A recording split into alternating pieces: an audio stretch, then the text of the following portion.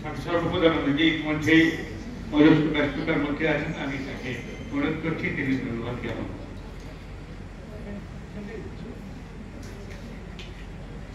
ओम स्थापकाय च धर्मस्य सर्वधर्मस्वरूपिणे अवतार वरिष्ठाय रामकृष्णाय ते नमः। রামকৃষ্ণ মঠ চণ্ডীপুর তার তরফ থেকে এই ধন্যবাদ জ্ঞাপন করতে মহারাজ নির্দেশ দিয়েছেন।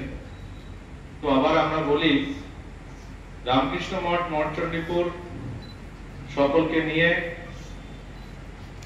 মন্দিরে ঠাকুর আছেন, বানেশ্বর শিব আছেন, সাধুরা রয়েছেন, ব্রহ্মচারীরা রয়েছেন, আমাদের ভক্ত মণ্ডলী, স্বেচ্ছাসেবক মণ্ডলী, কর্মচারীবৃন্দ, আশ্রমের গোশালা থেকে শুরু করে গাছপালা, পশু পাখি, আকাশ বাতাস, সেই মঠ চণ্ডীপুর সেই গণ্ডিও যেন আজ ভেঙে গিয়েছে।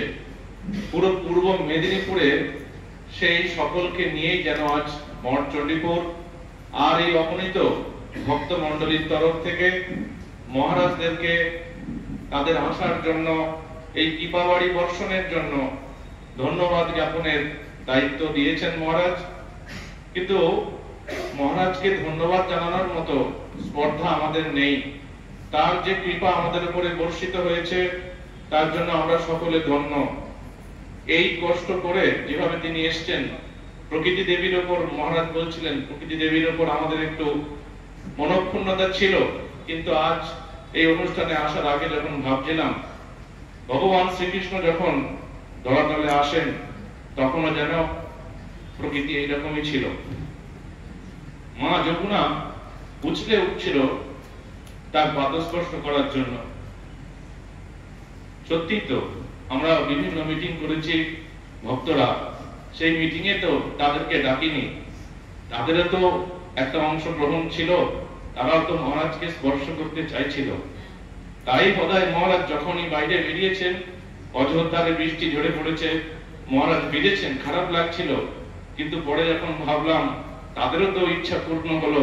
এই সমগ্র প্রকৃতি আমরা সকলে মিলে মহারাজকে পেয়ে যে আনন্দ পেয়েছি, যেভাবে কৃতকৃতার্থ হয়েছে, সেগুলো ভাষায় প্রকাশ করা যায় না। মহারাজের পদ কমলে আমাদের সকলের ভক্তিপূর্ণ প্রণাম, অসংখ্য অসংখ্য ধন্যবাদ মহারাজের কাছে আমাদের, যে তিনি আমাদের কৃপা করেছেন। মহারাজ এসছেন, তার সাথেও এসছেন বেলুর মঠ থেকে স্বামী জ্ঞানব্রতানন্দজি। আমরা সকলের কাছে অত্যন্ত ক্ষমা প্রার্থী। এত ত্রুটি বিচ্যুতির মধ্যে দিয়ে আমরা চলেছি, বিভিন্ন কারণে তাদের সেবার এত ত্রুটি আমাদের দ্বারা হয়েছে, তাই সকলের কাছে আমরা ক্ষমা প্রার্থী।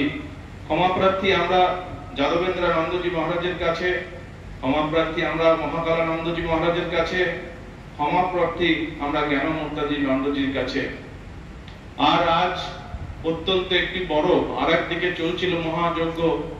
এত বছরের পুরনো আশ্রমে সেই ঠাকুরের পট পরিবর্তন, সেই পট পরিবর্তন করছিলেন তত্ত্ববিদানন্দজি মহারাজ। সকাল থেকে অক্লান্ত পরিশ্রমে, তাকেও আমরা জানাই ধন্যবাদ, তার পায়ে শতকোটি প্রণাম।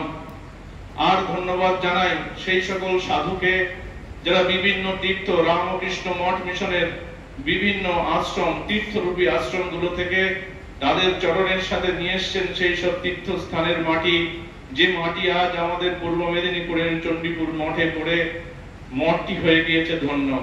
সকলের উদ্দেশ্যে আমরা ধন্যবাদ জ্ঞাপন করি সেই সকল কর্মচারী বৃন্দদের যারা অক্লান্ত পরিশ্রমে এই অনুষ্ঠানটি করে চলেছেন সকাল থেকে রাত অবধি, সে সকল কর্মরাধনী বৃন্দদেরকে যারা দুবেলা আমাদের মুখে খাবার তুলে দিয়েছেন। ধন্যবাদ জ্ঞাপন করি আপামর জনসাধারণকে, পুলিশ প্রশাসনকে, সকলকে ধন্যবাদ জ্ঞাপন করি। সকলের মিলিত প্রচেষ্টায় এত দুর্যোগের মধ্যে সকলে আমরা মহারাজকে নিয়ে এত আনন্দ করতে পেরেছি। সকল বাধা আমরা চূর্ণ করে মহারাজের কাছে পৌঁছাতে পেরেছি। আবার শেষের বেলায় মহারাজের কাছে আমাদের বারংবার আমাদের ত্রুটি বিচ্যুতির জন্য আমরা ক্ষমা প্রার্থী। আপনি আমাদের আশীর্বাদ করুন, আমরা যেন আরো এগিয়ে যেতে পারি, ঠাকুরের কাছে সকলে পৌঁছতে পারি, এই আশীর্বাদ প্রার্থনীয়। নমস্কার।